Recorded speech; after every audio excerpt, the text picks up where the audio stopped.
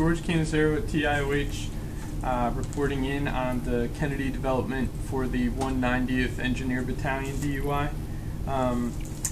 This video segment, I want to call attention to the packaging of the hubs and dies.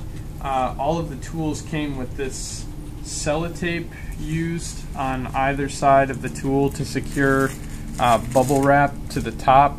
The problem with Cellotape is after it's been on a piece of steel like this for a while, when you try to take it off, it adheses to the material, so it leaves like a real sticky area here, which you can kind of demonstrate if you can see that with the way this cloth clings to it.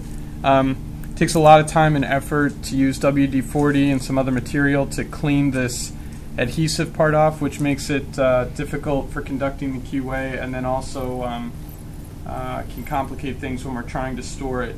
So in the future, please no tape to secure anything to the top of the hubs and dies. In the purchase description you received at the start of the development, the instruction is to cap each tool with wax. And one of the reasons we ask you to cap with wax is so that we avoid these kind of issues with taping something down on the surface of the tool itself.